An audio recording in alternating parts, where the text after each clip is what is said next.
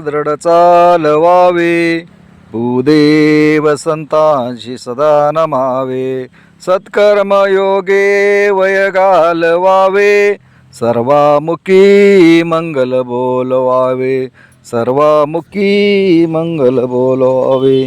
बोल सद्गुरु माता सुदीक्षा सविंदर हरदेवजी महाराज की जय. निरंकारी राजमाता गुरुबचन अवतार की जय. सत्संगजी प्रेमाने बोला धन्यंकारजी. आज समर्थ सद्गुरूच्या कृपा आशीर्वादाने तुमच्या आमच्या जीवनामध्ये सुंदर अशा सत्संगाचं आज आयोजन झालेलं आहे. आणि ह्या संत महात्म्यांच्या कृपा आशीर्वादानं तुम्हाला संत आज या सत्संगाचं सुख प्राप्त होत आहे. आज प्रत्येक वेळी जीवनामध्ये जीवन जगत असताना प्रत्येकालाच वाटत असतं की माझ्या आयुष्यामध्ये की माझ्या मनाप्रमाणे संपूर्ण आयुष्य ह्या ईश्वरानं घडवलं पाहिजे, माझ्या आयुष्यामध्ये दुःख कधी आलंच नाही पाहिजे. परंतु दुसऱ्या बाजूने सांगतात की बाबा रे, संसार दुःखमय केवळ, चोहीकडे विश्रांती नाही कुठे. आज संसारामध्ये सुख हा शब्द फासवा आहे.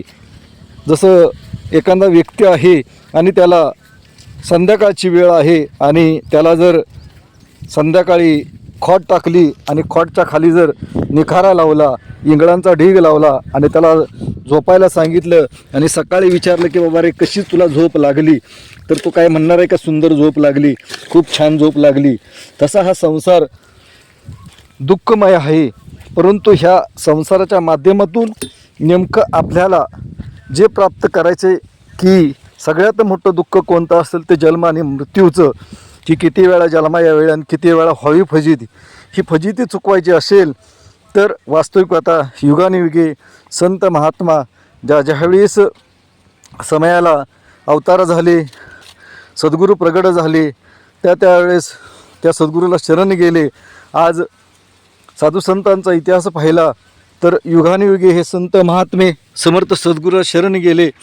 कारण राम राम अवघीची म्हणती कोणी न जाणती आत्माराम, राम हा कालचा सुत दशरथाचा अनंत युगीचा आत्माराम, रामाशी का राम ठावा असता कर शरण जाता वशिष्ठ मुनीशी. रामासारखा अवतार झाला वशिष्ठ मुनींना शरण गेला. श्रीकृष्ण परमात्म्यासारखा अवतार झाला संदीपानी सद्गुरूंना शरण गेला. नवीन नवीन ज्ञानेश्वर माऊली निवृत्तीनाथांना शरण गेले. आज जनाबाई मुक्ताबाई घ्या, रोहिदास चांभार घ्या, प्रत्येकाला मीराबाई, आज येशू ख्रिस्त घ्या, प्रत्येकानं समयाला त्या सद्गुरूला शरण गेले आणि शरण जाऊन आज त्या परमात्म्याची प्राप्ती करून घेतली. आणि त्यावेळेस त्या युगामध्ये भक्तीचं जीवन सुंदर केलं आणि येणाऱ्या भाविक सज्जनाच्यासाठी केवळ तो मार्ग सुख करून दिला. ग्रंथाच्या माध्यमातून, अभंगाच्या माध्यमातून, ओव्यांच्या माध्यमातून, बायबलच्या माध्यमातून, कुराणाच्या माध्यमातून तो मार्ग लिहून ठेवलेला गेला आहे, तंतोतंत मार्ग. परंतु आज आम्ही ते अध्ययन करतोय, वाचन करतोय, पारायण करतोय. परंतु जोपर्यंत अक्षरांचा उगम कुठून झाला, नेमकं अक्षरांचा अर्थ काय, आज जोपर्यंत हे ब्रह्मज्ञान हा परमात्मा स्वस्वरूप पाहिल्याशिवाय त्या शब्दांचा अर्थ तंतोतंत जीवनामध्ये कळणार नाही. आणि आज त्या ब्रह्म अनुभूती, ब्रह्म साक्षात्कार नवे नवे त्या स्वस्वरूपाची प्राप्ती करून घ्यायची असेल तर आज सांगली धरतीवरती समर्थ सद्गुरू सुदीक्षा महाराज आज अवतरित आहेत. जे जे भाविक सज्जन त्या संत समागमला येतील तिथे ब्रह्मज्ञान ईश्वर ओळख प्राप्त करून देण्यासाठी एक ज्ञानकक्ष व्यवस्था आहे. जेही भाविक सज्जनाला वाटतं त्या समागमला आल्यानंतर त्या ईश्वराची प्राप्ती करावी. जो का निर्गुण निरंकार तेने धरिले आकार, सगुण होता ते निर्गुणाशी आला, भक्त रक्षण करणे प्रगटला. तो हा नंदाचा बालक, तो हा त्रिभुवन चालक, सोडविले वसुदेव देवकीशी आणि राज्य स्थापिले उग्रशना. तो का म्हणे तो हा जाण सोहम जाणं सांगितलं की ज्या वसुदेव देवकीला बंदिवासातून सोडवलं, श्रीकृष्ण परमात्म्याला बंदिवासातून सोडवलं, त्या परमात्म्याची आज घोर अशा कलियुगामध्ये श्रीकृष्ण परमात्मा देखील ज्यावेळेस अर्जुनाला भ्रामिक झाला, मायेमध्ये फसला, त्यावेळेस बाबा रे हे माझे नातेवाईक, हे मामा आहेत, काका आहेत, ऋषी आहेत, मुनी आहेत, ह्यांना मारून माझ्या जीवनामध्ये काय सुख प्राप्त होणार आहे आणि यांच्यावरती विजय मिळवून मला काय मिळणार आहे. तर त्यावेळेस श्रीकृष्ण परमात्म्यानं सांगितलं की बाबा रे मी ह्यांना पहिलंच मारलेलं आहे, हे सगळे घटना घडून गेलेल्या आहेत, तू निमित्त मात्र आहेस. तरीसुद्धा अर्जुन तो मान्य करायला तयार नाही. त्यावेळेस घोर अशा कलियुगामध्ये आज प्रत्येक वेळी आज प्रत्येकाला वाटत असतं की हे घोर कलियुग आहे, परंतु आज सुवर्णयुग आहे. आज कारण सुदीक्षा महाराज आज अवतरित आहेत आणि येणाऱ्या प्रत्येक सज्जनाला ते निर्गुण निराकार ईश्वराची प्राप्ती करून देत आहेत. मग आज प्रत्येकालाच वाटत असतं प्रभू रामचंद्र श्रीकृष्ण परमात्मा ज्या ज्यावेळेस अवतार झाले त्यावेळेस जेही मग प्राणीमात्राच्या माध्यमातून मनुष्य मात्राच्या माध्यमातून जेही जीवात्मे त्याला शरण गेले आणि शरण जाण्याच्या बदल्यामध्ये त्याचा भवसागर पार करून दिला. आज हा समयाच्या अवताराचं कार्य असतं. मग आज रामासारखा अवतार झाला, त्यानं प्रत्येक वेळी जे भाविक सज्जन शरण आले त्या शरण येण्याच्या बदल्यामध्ये त्या भाविक सज्जनांचा उद्धार केला. मग आज प्रत्येक वेळी आज तुमच्या आमच्या जीवनामध्ये प्रत्येकाला वाटते की माझी भक्ती श्रेष्ठ आहे, माझं संप्रदाय श्रेष्ठ आहे, मी करतोय ती योग्य आहे बाकी. परंतु जोपर्यंत 4 वेद 6 शास्त्र 18 पुराण नवीन बायबल कुराण जेवढेही जगामधले धर्मग्रंथ आहेत ते जोपर्यंत तुम्ही डोळसपणे पडताळणार नाही, हे सगळं पडताळत असताना प्रत्येक ग्रंथ अध्ययन सगळं करत असताना 3 प्रश्न माणसाला नेहमी पडलेच पाहिजे. मी कोण आहे, मी आले कुठं आणि शेवटी मला जायचंय कुठं, हे 3 प्रश्न जोपर्यंत त्याच्या जीवनात पडणार नाही तोपर्यंत किती अध्ययन करा, किती पारायण करा, किती वाचा. मग आज ते प्रश्न पडत नाहीत का? प्रत्येकाला पडतात, परंतु ते अज्ञान लपवण्याचा प्रयत्न करतात की मी कसं दुसऱ्या सद्गुरूला शरण जायचं, मी कसा संप्रदाय सोडायचा. ही गची बाधा, अहंकाराची बाधा केवळ लागलेली आहे. परंतु आज हाच अहंकार 184 योनीमध्ये तुला घेऊन जाणार आहे. तर संप्रदायाचं बंधन न पाळता म्हणून एक सुंदर असं एक वाक्य लिहिलेलं आहे की संप्रदायामध्ये जन्माला येऊन संप्रदायामध्ये मरण्यासारखं दुर्दैव कोणतंच नाही. मग एवढंच टोकाचं वाक्य का बोललं गेलं ग? कारण भले तुम्ही कोणत्याही संप्रदायात असू द्या, पण ज्याही संप्रदायात असाल, सद्गुरूच्या चरणावरती असाल, जर तुम्हाला ब्रह्मज्ञान प्राप्त नाही झालं तर तुम्हाला पुण्य प्राप्त होईल, अनेक प्रकारच्या पुण्याच्या राशी प्राप्त होतील, परंतु पुनर्जन्म घ्यावा लागेल, नवे अनेक यातना भोगून नंतर मनुष्याचा जन्म मिळेल. मग आज त्या गोष्टीची त्या फजिती चुकवायची असेल तर आज समयाला युगदिष्टा सद्गुरू सुदीक्षा महाराज आज अवतरित आहेत आणि या सांगली धर्तीवरती असा स्वर्गाचा नजारा आज निर्माण केलेला आहे.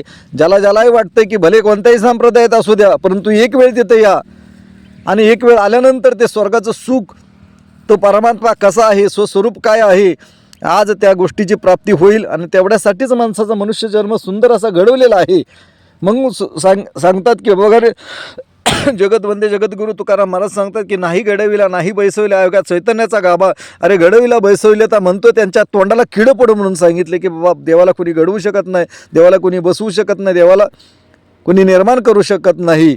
आज 4 वाणी 4 खाणी 184 योनी जयाने निर्मिले 3 लोक तया नाव देव म्हणून सांगितले की या संपूर्ण सृष्टीची निर्मिती करणारा परमात्मा आहे, त्याला कुणीही निर्माण करू शकत नाही. मग आज अशा सुंदर परमात्म्याचं निर्गुण निराकार ईश्वराचं दर्शन प्राप्त व्हायचं असेल तर आज साधू संतांना देखील सांगितले की बघा, मीराबाईने सांगितले की पायो जी मैंने राम रत्न धन पायो वस्तू पायो अमूलिक, ज्याचं मोल करता येत नाही अशी वस्तू मीराबाई सांगते प्राप्त केली. मग आज ज्यावेळेस ते ब्रह्मज्ञान प्राप्त झालं, परमात्म्याची प्राप्ती करून घेतली, त्यावेळेस त्या परमात्म्याला शरण येऊन त्याच्या बदल्यामध्ये प्रत्येक युगानुयुगे साधू संतांना भक्तीचं सुख प्राप्त केलं.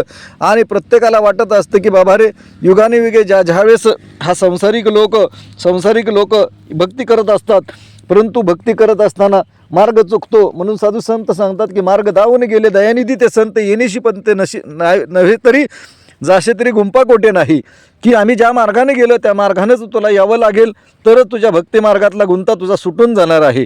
मग आज नेमका मार्ग कोणता? सद्गुरू वाचून सापडेना सुय धारावे ते पाय आधी सांगितले.